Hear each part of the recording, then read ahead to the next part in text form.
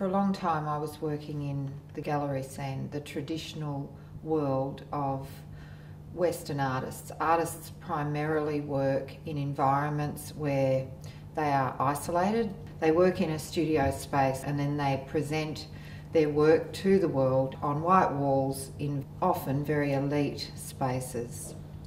My work is about connecting people, it's about engaging people, and through the process of making art, actually achieving outcomes that are far greater than the work itself.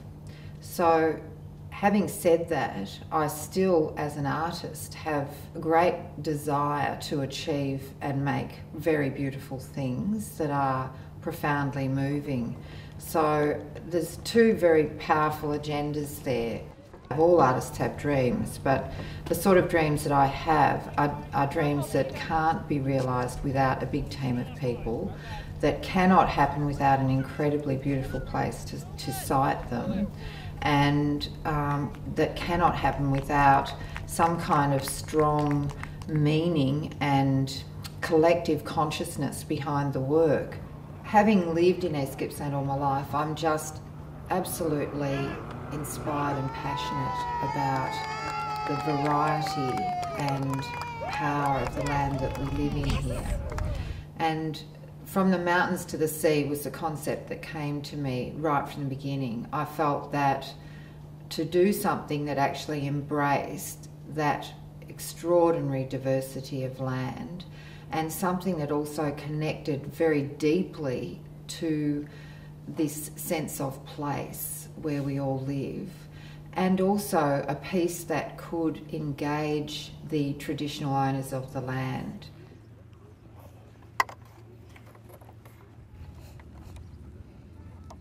Well, in this type of working with the community, artists, I think it's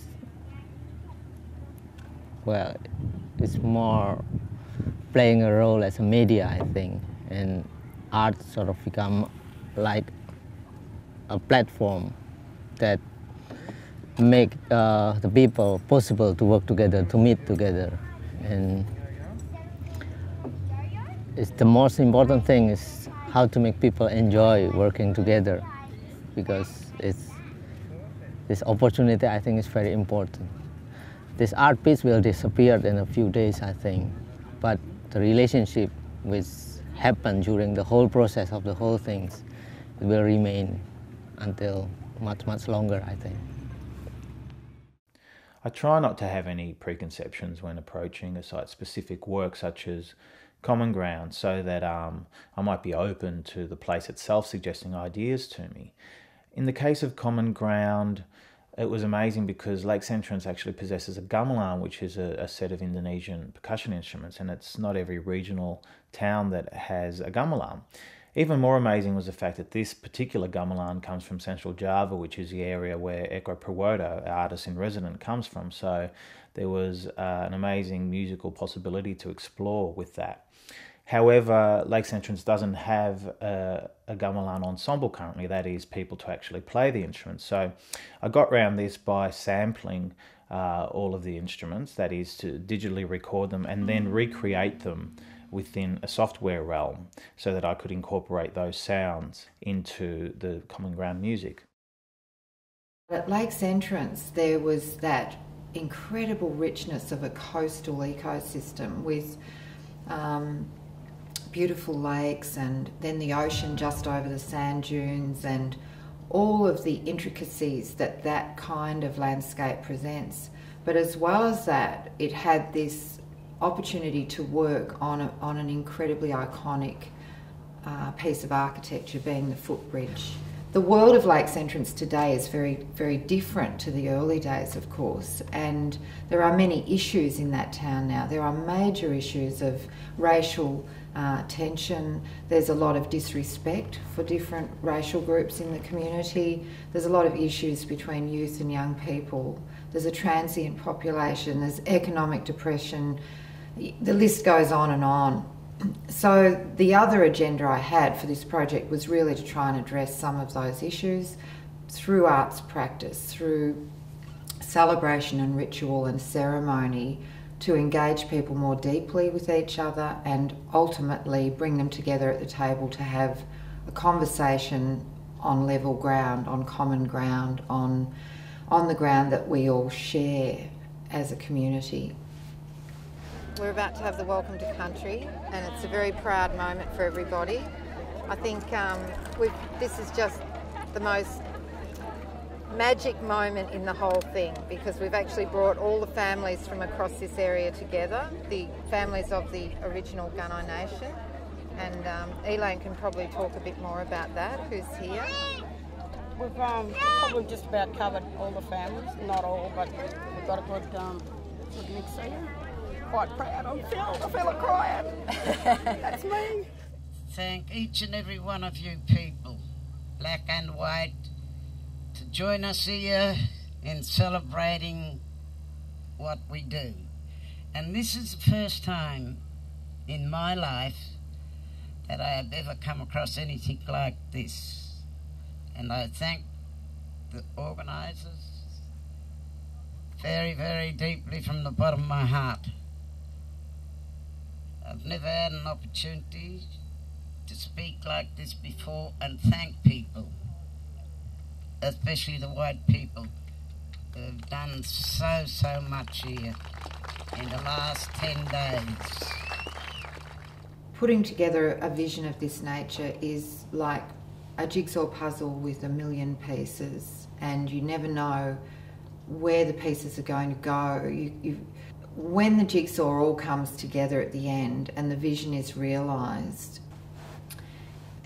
it is just the most extraordinary feeling. And that night when Auntie Edie spoke, it was just a feeling that is something I can't even explain myself, but so incredibly powerful. And to see men cry is also an extraordinary thing. And after that speech, Lenny Hayes was, our Koori liaison person, was just crying his eyes out. The doctor, who's the husband of the mayor who spoke, was crying publicly in the surf club.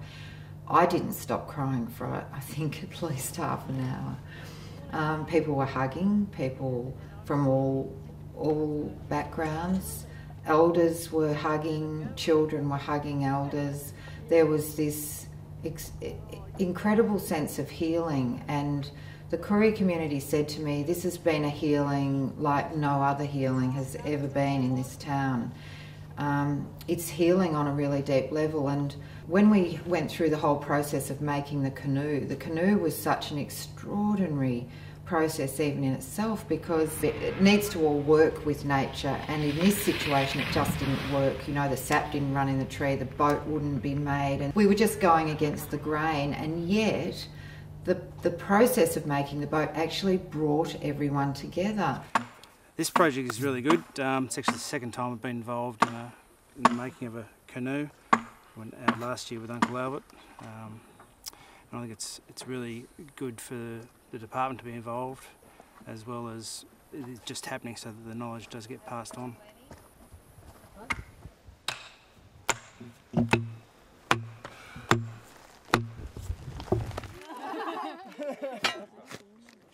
What was your gut feeling when you was told that this was going ahead? Was you excited? Yeah, I was. Yeah? I wanted to come.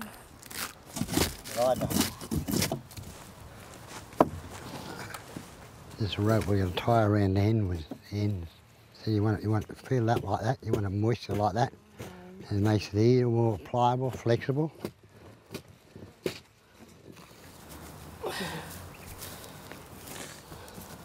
That's it.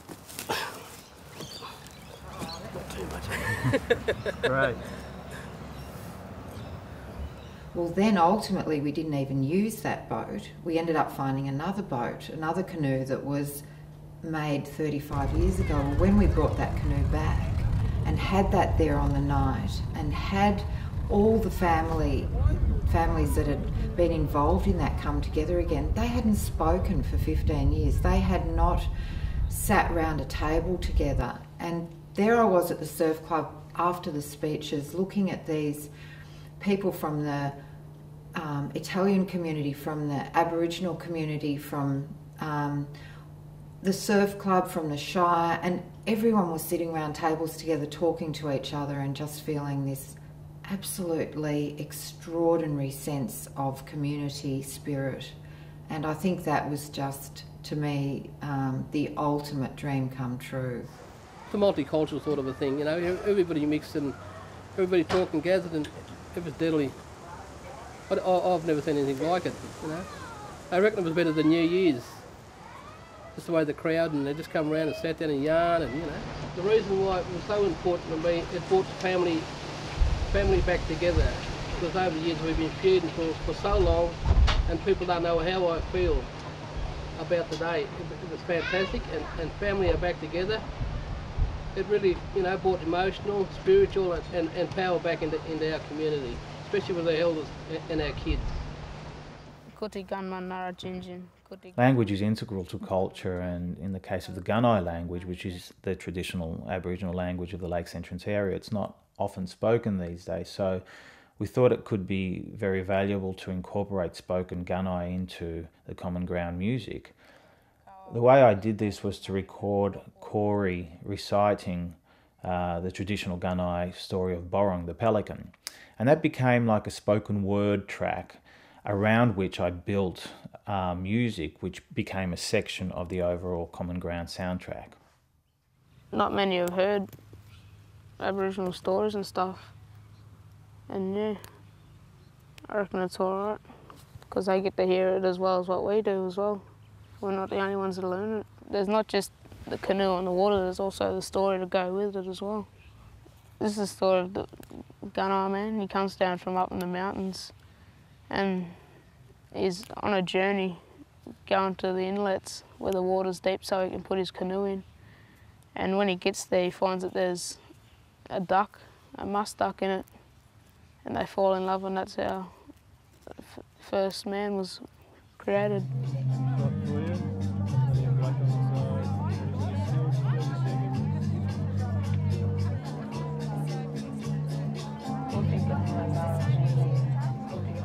It was very emotional too. When I over, one little lad said to me, he said, if Poppy was over here, he said, he'd be in the crowd. I said, no, Poppy's watching you now, you know. And the other grandson said Poppy was over there watching him, and he was very proud, and it was very emotional over there too. It was just for them two little lads, you know, just being with them. It really touched my heart over there.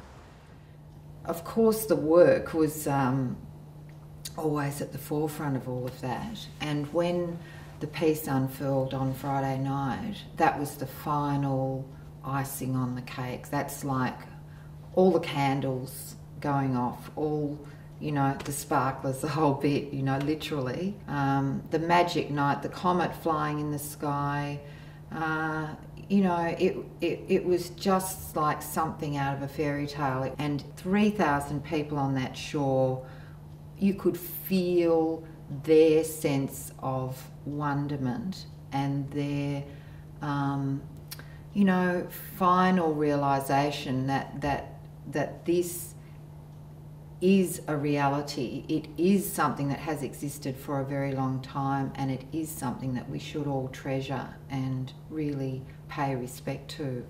So it was great. I just think I was absolutely so lucky to have such perfect weather and to have everything come together as well as it did.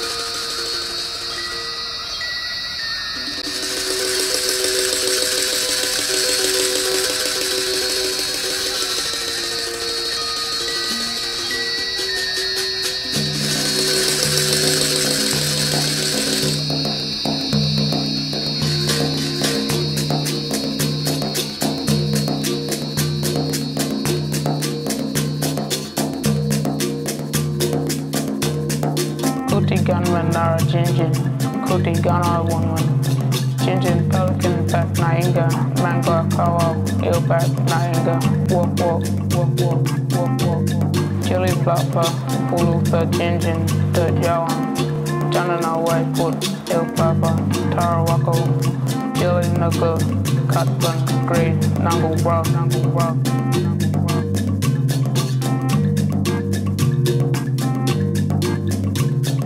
Chili wanting iwarga, tap, tap, tap. Chili tuckin, nyauka, tuckin. Tang chili back na, inga, gilwort, katang. Chili quinoa, green mola tang. Chili tuckin, work up, go back, manana, nung tak, jinjin, mustard, mustard, mustard, mustard. Chili gran, a bunket, tuckin, nung nung, chili man. Yo jinjin, yakin, gut gun, gunner, gunner, gunner, gunner, gunner, gunner, gunner, gunner, gunner, gunner, gunner.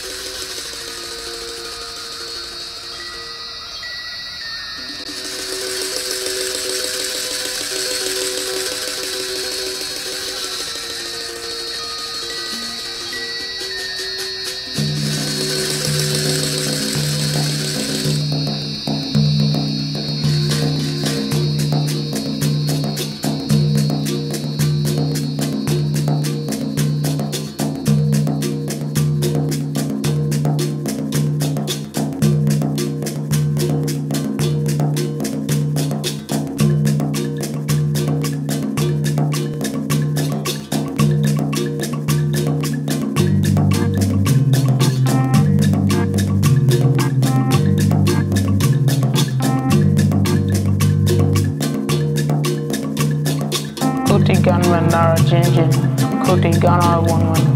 Jinjin pelican back nainga, mango kawa, ill back nainga. Walk, walk, walk, walk, walk, walk. Chili flapper, pulu per jinjin, dirt yawan. Janana way put, ill papa, tarawako. Chili knuckle, cutban, green, nangle rock, nangle rock.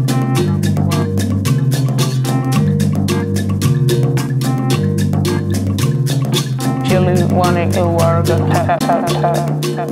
Chili tuckin, nyauka, tuckin. Tang chili back na, inga, gilwort, katang. Chili quinoa, green mola tang. Chili tuckin, work up, go back, manana, nung tak, jinjin, mustard, mustard, mustard, mustard. Chili grant, a blanket, tuckin, nung nung, chili man. Yo jinjin, yakin, gut gun, gunner, gunner, gunner, gunner, gunner, gunner, gunner, gunner.